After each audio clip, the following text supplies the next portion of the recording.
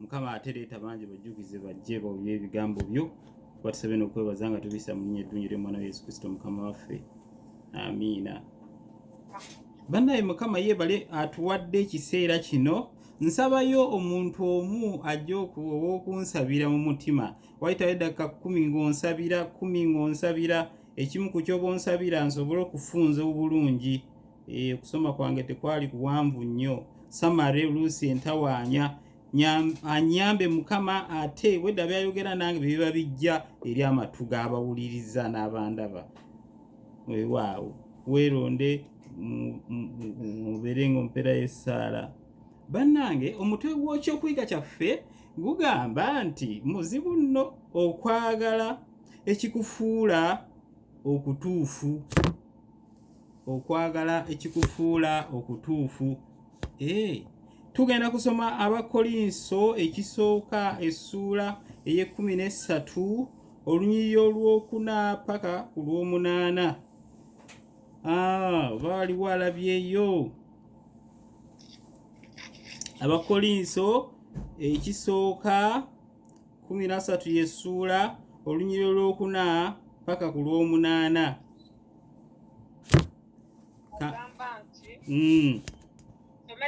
Nsoma nnyabo.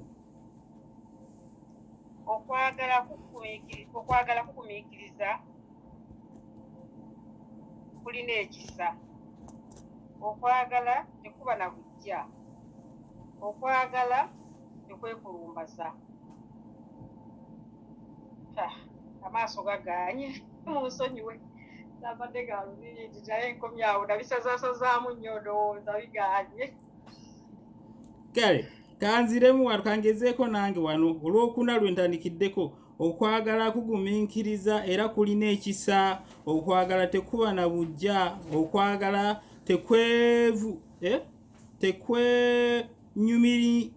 tekwenyumiikiriza. Era okwagala tekwekulumbaza. Olwokutaano tekukola bitasaana. Tekunoonya byakwo byokka. Tekunyiiga mangu era tekusiba kibi ku mwoyo. Ako nga kalungi. Tekusiba kibi ku mwoyo. Kiki okwagala? Olw'omukaaga luno ngambye olw'omukaaga luno. Bannange olw'omukaaga luno muluwulire nnyo nti okwagala tekusanyukira butali bwenkanya wabula kusanyukira mazima.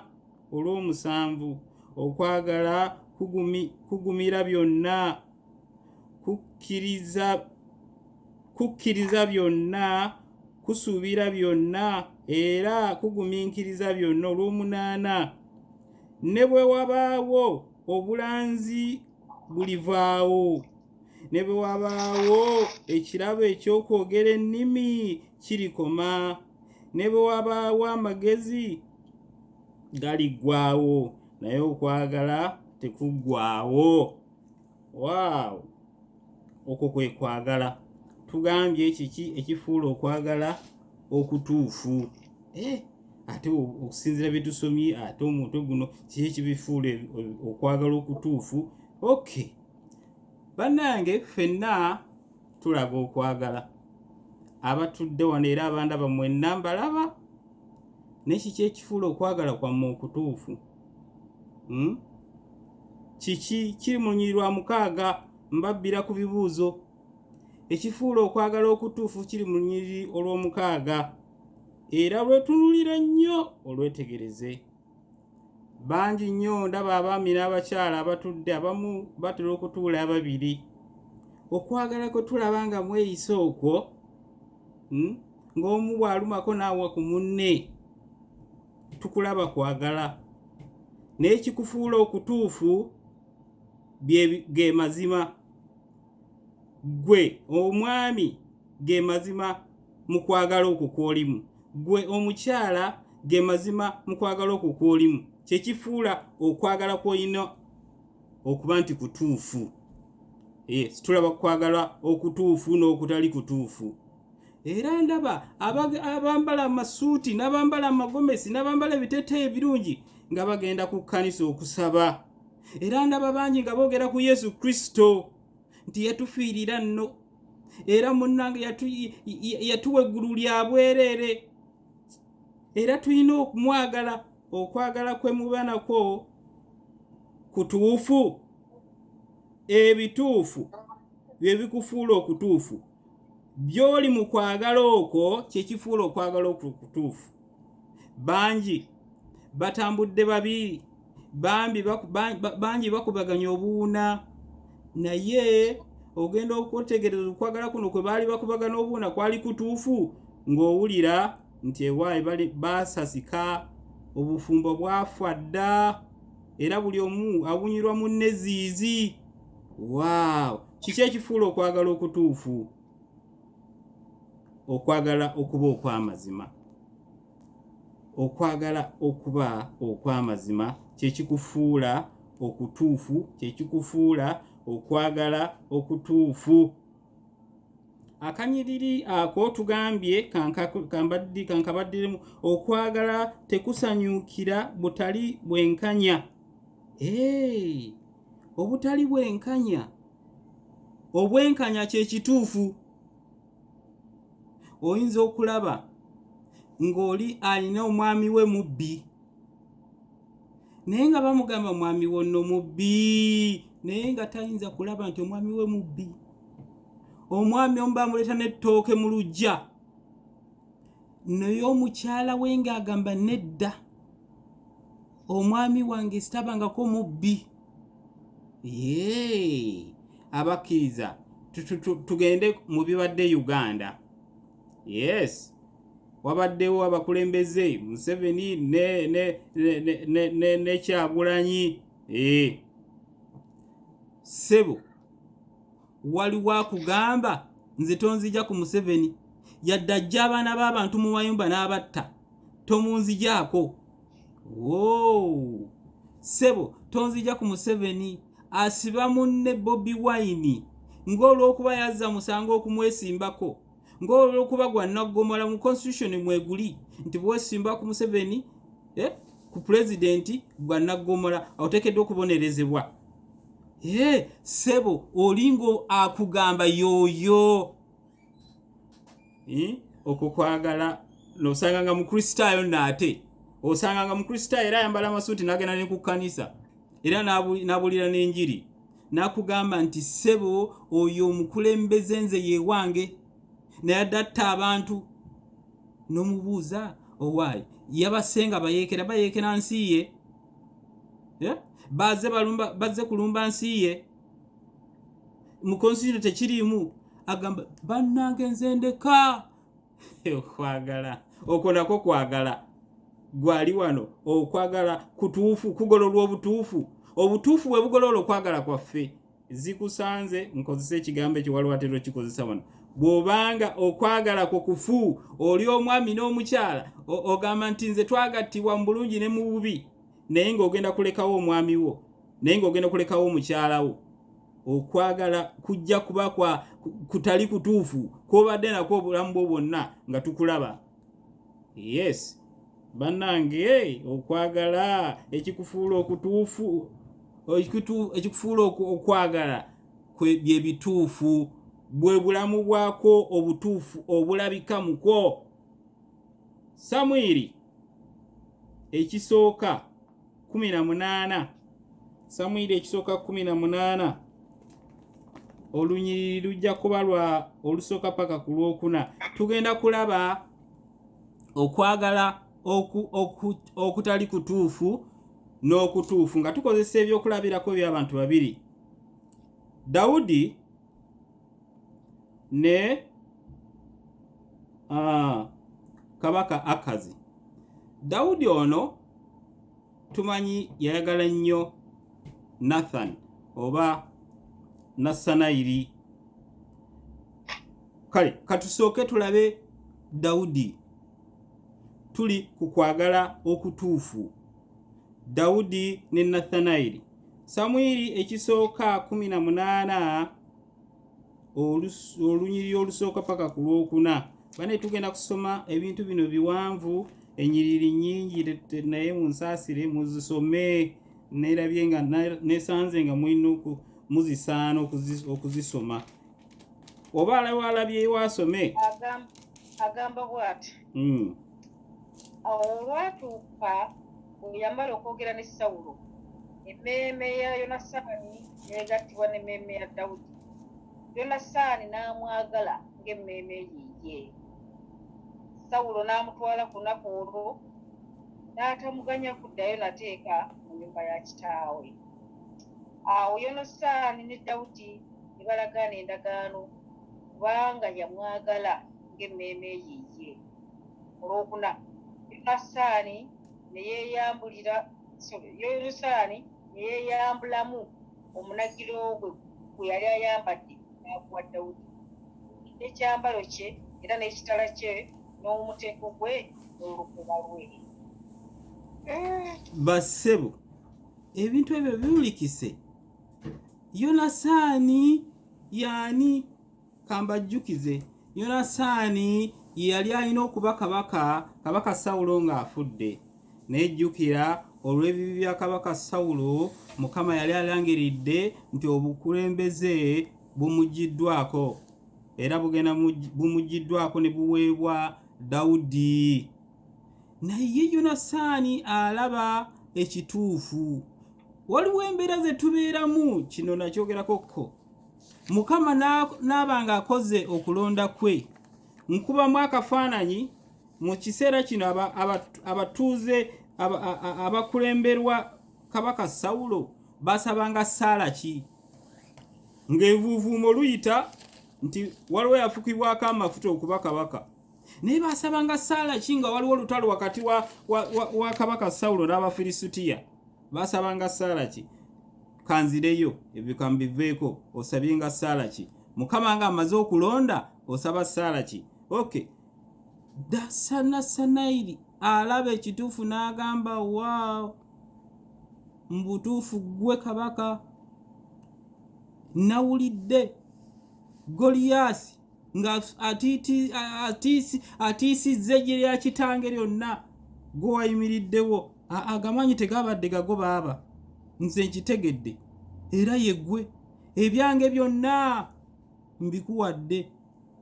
Okwagala okwo, okwagala okutuufu. Bangi tulina okwagala nga tukuyita kwagala, naye nga bw'oteekamu ebipimo okwagala nga tebiriiwo, tebikola makulu, biruwa bye bituufu mukwo. Nze nkugambye, bangi tulekawo abakyala baffe, bangi tulekawo abaami baffe, ne tulaga laavu nnyonnyo gye tuba tugenze. Laavu nga yakabi nnyonnyo, era oli agiraba naye bana okwagala. Naye kiki? Naye okwagala okwo nga kukyamu, si kutuufu. Naye abali wano tetubikola ebyo, tetubikola, sikulimba. Tuli ku kwagala okulungi nga tukulaba wakati wa Dawudi ne Nasanayi. Tweyongere tulabeko 7 paka ku 10. Tujja kusoma nnyo naye bannaye 7 ku 10 tuli mu sura y'emu.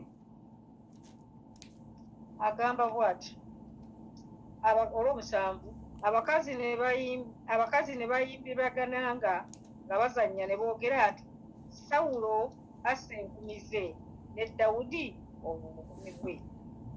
Sawulo n'asunguwala nnyo ekigambo ekyo ne kimunyiiza, n'ayogera nti Dawudi bamuwadde 10, nange bampadde 10 zokka. Kale ayinza okweyongera okuba naki wabula obwakabaka. Olw'omwenda awo Sawulo n'amutunuulira Dawudi n'eriisimbi okuva ku lunaku olwo n'okweyongerayo. Awo olwatuuka enkya, omuzimu omubi ogwava eri Katonda ne gujja ku Sawulo n'amaanyi, n'alagulira wakati mu nnyumba. Dawudi n'akuba ennanga n'engalo ze nga bwe yakolanga buli lunaku, era Sawulo yalina effumu lye mu ngalo ze. Sobola olw'ekkumi nyongere oba akomaawo. Sooka olekera awo. Wano waliwo ekinnyumidde. Ennyiriri bwe ziti zinyuma. era bw'ozifunanga weebaza Katonda kubanga Katonda aba ayagala weeyongera okumunoonya omutegeere nti omuzimu omubi ne guva eri Katonda ne guyingira Sawulo ate Dawudi. Omanyi mu kiseera ekyo ebintu ebimu bisesa. Abantu abaali bamanyi Katonda nga bamanyi buli kibi kyonna kiva eri Mukama. Ngambye nti abantu abaali bamanyi Katonda mu kiseera ekyo nga bamanyi nti buli kibi kyonna kiva eri ani? Eri Mukama. Kakati bakugamba omuzimu omubi ne guva eri Katonda ne guyingira Sawulo. Ne gumukozesa okumanyi okwagala okufu ate Dawudi. Mu kifo kyo Katonda amulaga nti waliwo ekigenda mu maaso ono amulaga mu byonna ebyabeeranga ku Dawudi ng'amulaga nti ono agenda kubeera kabaka. Mutabani we ye n'akimanya naye ono obubi ne bumuyingiramu n'abuyita n'atandika obukongojja. Banange omuwandiisi ye mwali mutegeddeko lwaki Mukama tumanyi kimu kyokka Mukama lwaki yeewandiikira amateeka 10 ku bipande. Tumanyi nti Mukama yayagala abantu balabe nti ddala yagawandiika naye ekimu ku byo kwe kutegeera kwaffe okuzibu nti mu Bayibuli muno bambi webeewandiikibwa bino bye bimu ku Mukama neeno nsonga n'eri nsonga naye neeno nsonga ku Mukama bye yeewala nti waliwo statements ezikolebwa nga bambi ziyinamu akabulamu. Yensonga lwaki Mukama agamba statements ng'ezo eziyamba abantu okunnoonya. Bw'osanganga statement enzibu eyamba Katonda gwe okunoonya Katonda. Saagala zijje mu mateeka gange gano 10. Yes, kubanga eno ye principle, eno ye Bayibuli. Saagala statements ng'ezo nti mu muzimu omubi ne gujja eri Katonda ne manya ndi guva eri Katonda n'agusindika mu Sawulo. Ebyo bye bimu kubikola ki? Era nakati waliwo abantu abakyayina enzikiriza ng'ey'abajjajjaffe abaana ba Isirayiri ab'omubiri nti Mukama yaleeta obubi naye nedda baaba. Ono kabaka Sawulo yeyita obubi mu bulamu bwe. Buli lwokola ebitali bituufu obubi oba oli nabwo kubanga bwe bukuleetera okukola ebitali bituufu. Kale Mukama Katonda gaffe atuwe okwagala okutuufu. Naye waliwo olunyiri lwenkyayagala wakati wa Nathanaeli ne Dawudi wakomye ku lwa 10. Waliwo oyinza okuddukamu kaawo nga bwe ndunoonya nsobola okwanguwa lwa 10. Kale tandikireko 11. Kutyo Sawulo n'akasuka effumu kubanga n'ayogera ati n'afumita Dawudi okukwasa n'ekisenge. Dawudi ne yeewomera mu maaso ge emirundi 2. Awo Sawulo n'atya Dawudi kubanga Mukama yali naye.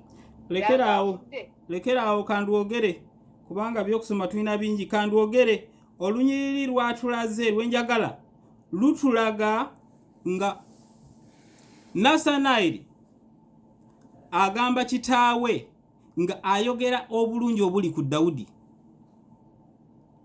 Jjukira kitaawe ayagala kuttaani Dawudi naye Nathanaeli ayogera obulungi obuli ku Dawudi kubanga yamanya ekituufu.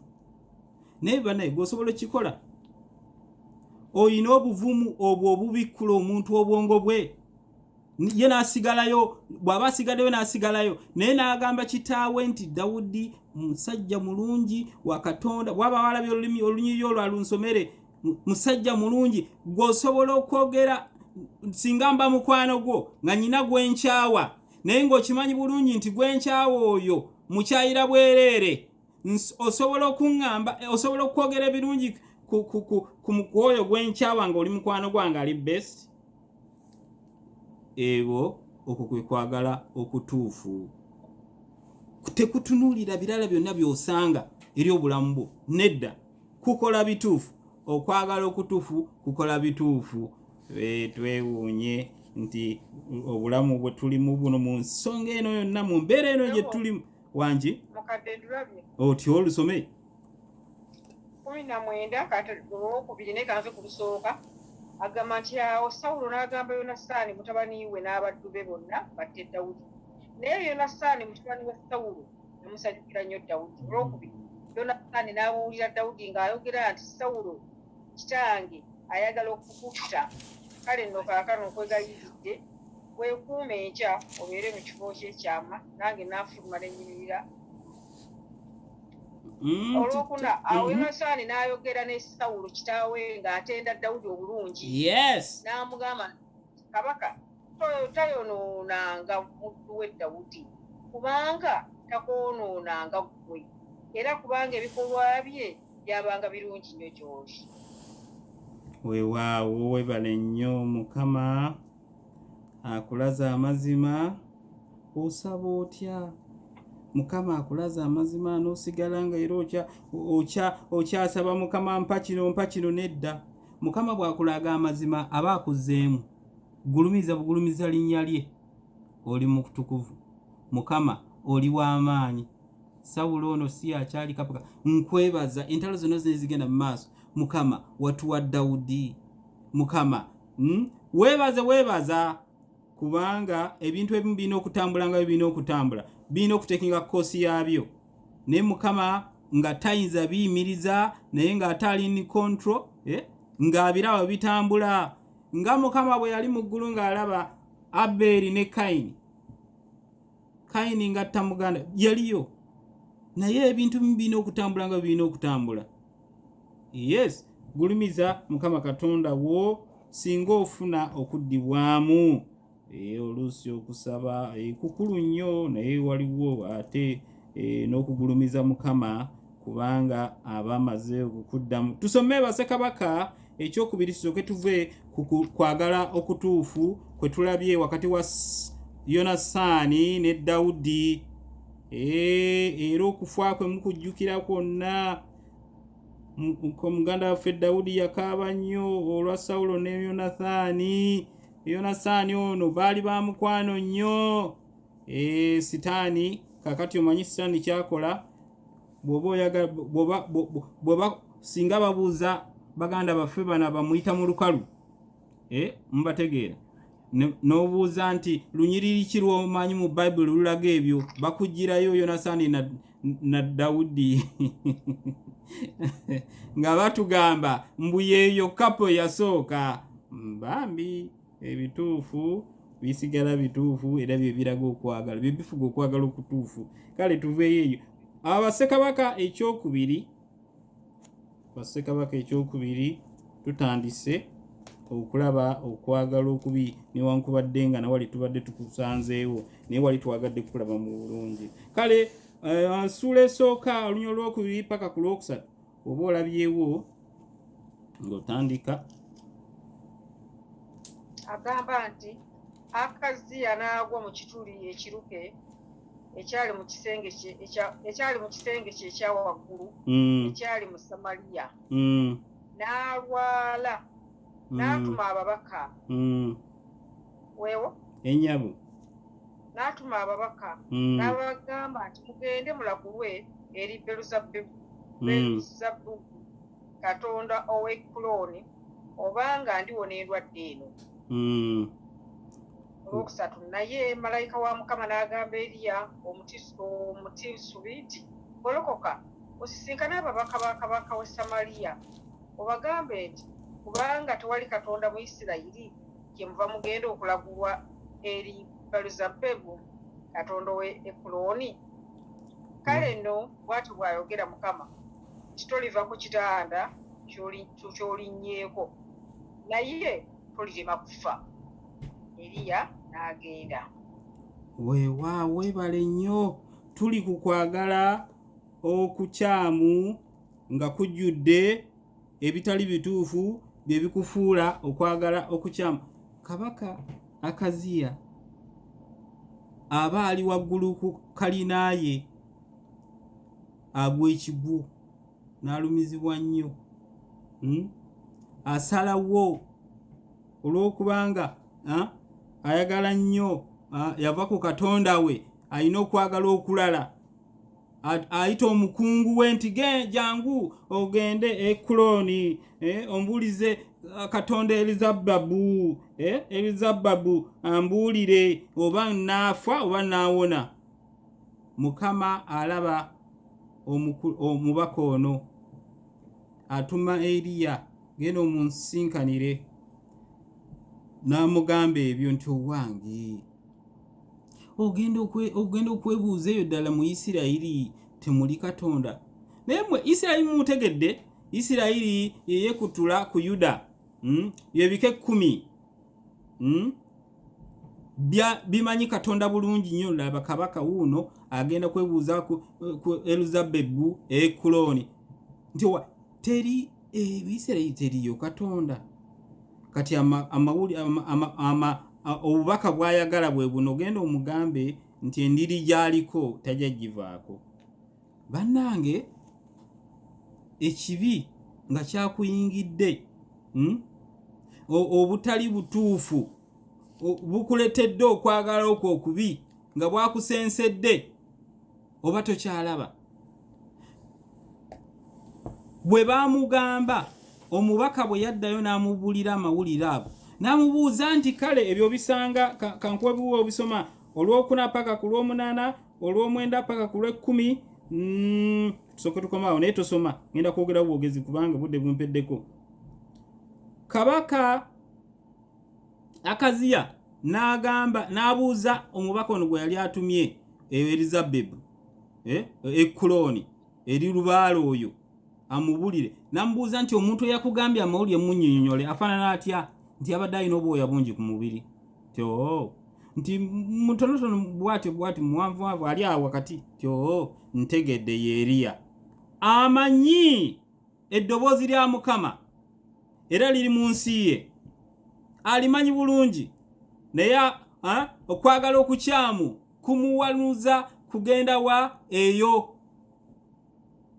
Kati laba amagezi ge yasala n'agamba n'ayita omusajja we ow'amaanyi Kirimaanyi, n'amugamba funayo n'ab'amaanyi bo 50. Musajja wa Katonda n'ajja eri kabaka Akaziya n'amugamba genda ondeetere Eriya gy'ali. Omusajja n'agenda n'abasajja be n'asanga Eriya ng'ali waggulu. Akati musajja n'agamba owange, musajja wa Katonda, omutume ava wa kabaka Akaziya, musajja wa Katonda kka wansi, anti kabaka akwetaaga. Ko Eriya ompise musajja wa Katonda. Oba ndi musajja wa Katonda, omuliro guve mu ggulu gukwokye n'abasajja bo. Era omuliro ne guva mu ggulu ne gwokya omutume ono n'abasajja ba 50. Bwe byagwa mu matu ga kabaka Akaziya, n'agamba abo bayidde, tuli kukwagala ensobi ebikuvaamu. N'atuma abalala, n'ayita omulala omukulu n'amugamba ssebo jangu n'abalala 5, genda onnonera Eriya wano kubanga ebyo byanjogeredde ebyo. Oba yali ayagala mawulire ki simanyi, ajje wano. Musajja wa Katonda naye yakola kyekimu n'agenda ewa Eriya nti owaaye kka wansi, anti musajja wa Katonda kka wansi kubanga bakwetaaga, olina okugenda. Ko Eriya nti ompise musajja wa Katonda, kale oba ndi wa Katonda, omuliro kaguva mu ggulu gukwokye ne basajja bo. Ne gubookya neera.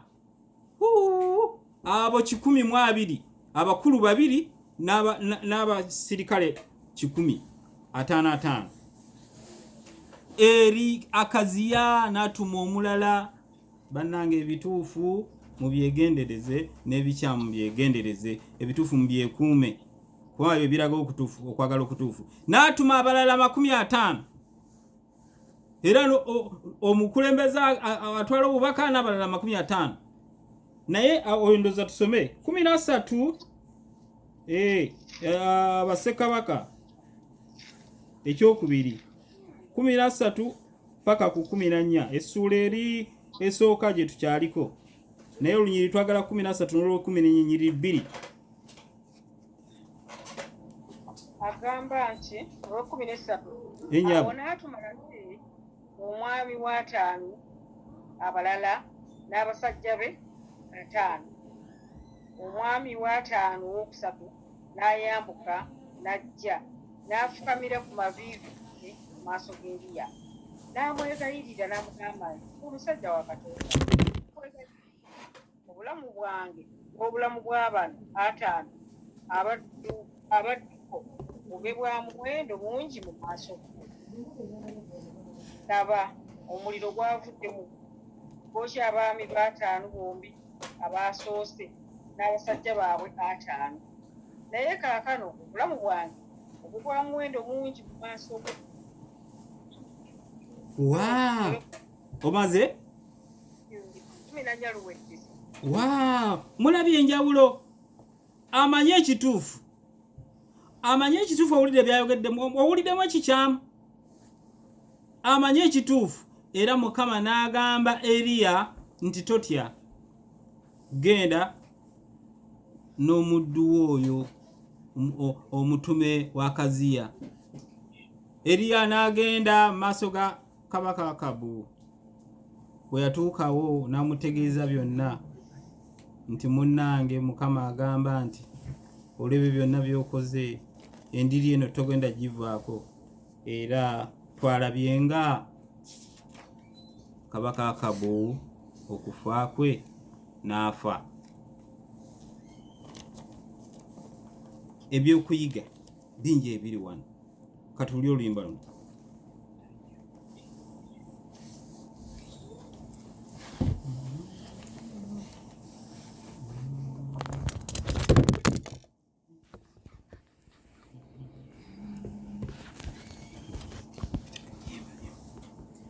Kwagala kwa Yesu kwe kwamuwaliriza bwenna ningambuze ekisa kye bakimanye, yawonya abalwadde bazibe balaba, lw'ekisa kye ekingi yanfiirira nange.